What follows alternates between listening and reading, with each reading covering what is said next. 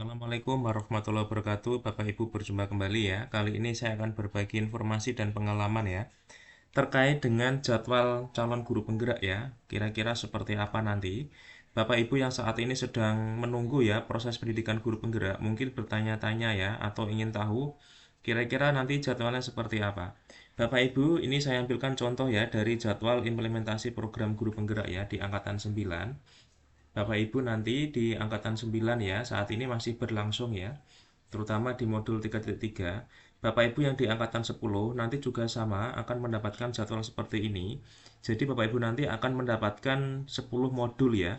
10 modul nanti ini terdiri dari modul 1, modul 2 dan modul 3. Modul 1 nanti ada 4 modul, modul 11, modul 12, modul 13 dan modul 14. Kemudian di modul 2 nanti ada 3 modul ya, modul 21, modul 22 dan modul 23.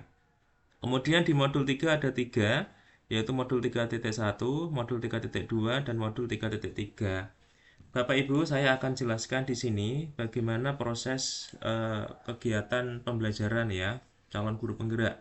Di sini saya adalah pengajar praktek, fasilitator dan juga guru penggerak ya di angkatan 8.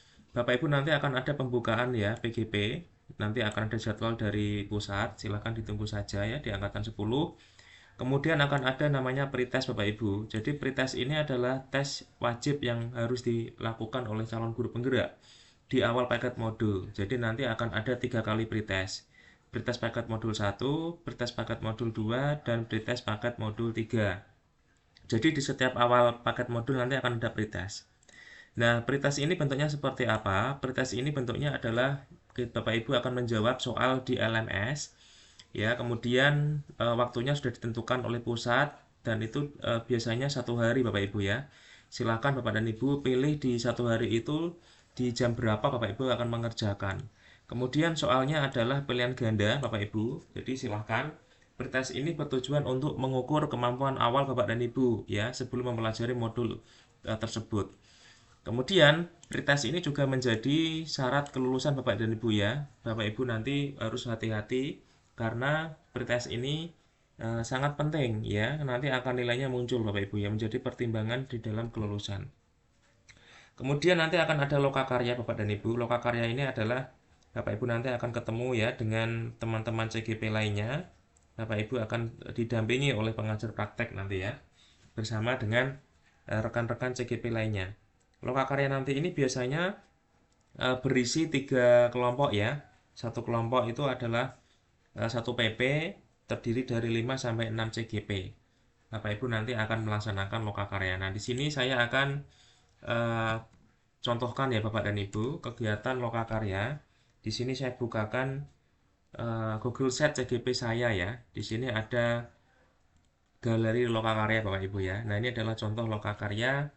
Bapak Ibu nanti bisa lihat ya terkait dengan kegiatan lokakarya yang ada di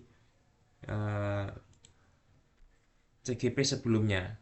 Nah, ini adalah contoh dokumentasi Bapak dan Ibu kegiatan lokakarya nanti kira-kira seperti ini. Jadi ini adalah CGP saya di angkatan 8 ketika saya menjadi fasilitator Bapak Ibu ya. Nah, ini adalah contoh lokakarya. Nanti dilaksanakan di suatu tempat, biasanya di sekolah Bapak Ibu ya, atau tempat yang representatif ya.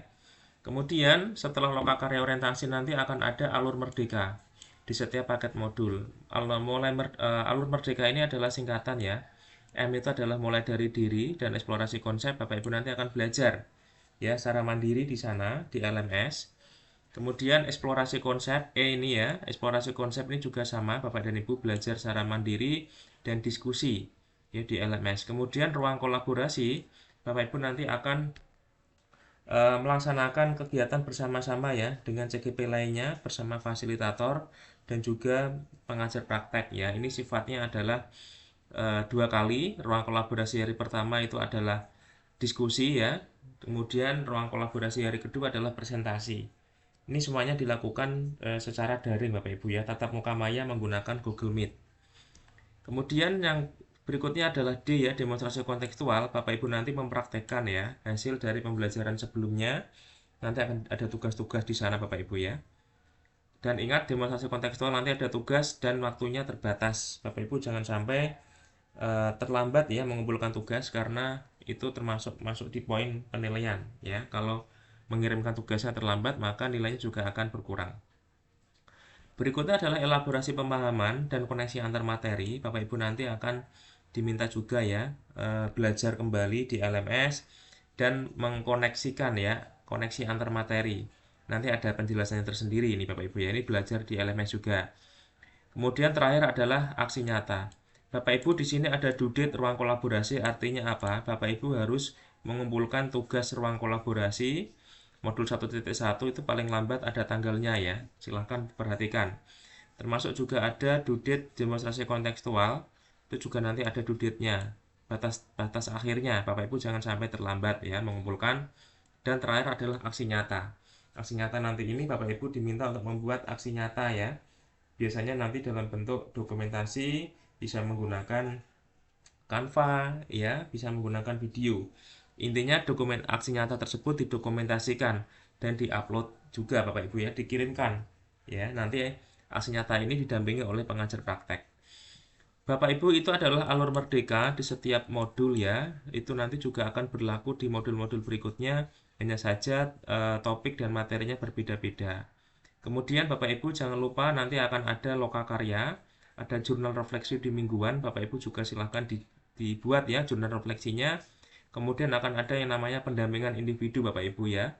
Dan nanti ada pendampingan individu, pengajar praktek akan datang ke Bapak dan Ibu ya, akan datang ke sekolah Bapak dan Ibu semuanya. Dan ini dilakukan selama 1 bulan sekali, selama 6 bulan. Nah, pendampingan individu ini temanya berbeda-beda ya Bapak dan Ibu, nanti akan dijelaskan oleh pengajar praktek.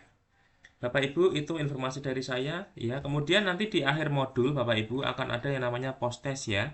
Kalau tadi di awal modul ada pretest, maka di akhir modul akan ada yang namanya post test Bapak Ibu ya. Nah, di sini ada post test paket modul 1. Bapak Ibu juga harus dikerjakan karena sudah ada jadwalnya tersendiri. Kemudian ini sifatnya wajib dan berpengaruh pada kelulusan.